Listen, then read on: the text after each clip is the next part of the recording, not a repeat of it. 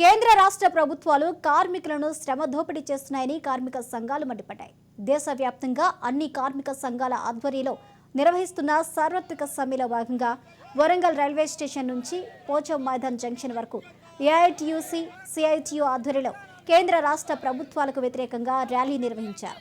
కేంద్రంలో ఉన్న బీజేపీ ప్రభుత్వం కార్మిక చట్టాలను నిర్వీర్యం చేస్తుంది అంటూ నినాదాలు చేశారు. కేంద్ర ప్రభుత్వం కార్పొరేట్ శక్తులకు వంత పాడుతున్నాయని మండిపడ్డారు. కార్మికులకు కనీస వేతనం 26,000 ఇవ్వాలని, 4 కోళ్లను రద్దు చేసి కార్మికులను, కార్మిక చట్టాలను కాపాడాలన్నారు.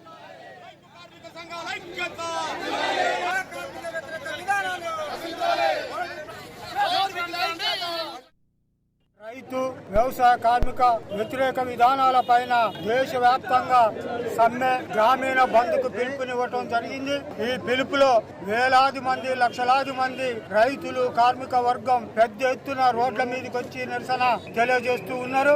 ఈ రోజు మనం చూస్తే ఈ 10 ఏళ్ల కాలంలో పెద్ద ఎత్తున రైతాంగం, అదేవిధంగా కార్మిక వర్గం ఆందోళన పూనుకుంటారు. అయినా ఈ రోజు బీజేపీ ప్రభుత్వం బరి తెగించి పెట్టుబడిదారి పారిశ్రామికవేత్తలకు అనుకూలమైనటువంటి విధానాలు అనుసరిస్తూ ఉన్నది, కొనసాగిస్తూ ఉన్నది. ముఖ్యంగా ఈరోజు ఢిల్లీలో రైతాంగం కనీస మద్దతు ధరకు చట్టబద్ధత చేయాలని గత 4 రోజుల నుంచి ఆందోళన చేస్తుంటే ఈరోజు ఆ పోరాటాన్ని అణచివేయాలని పెద్ద ఎత్తున అణచివేత కార్యక్రమాలకు పూనుకుంటుంది. అణచివేతలతోటి, నిర్బంధంతో ఎంతకాలం కార్మిక వర్గాన్ని, రైతాంగాన్ని, గ్రామీణ పేదల్ని అనగదొక్కలేరు.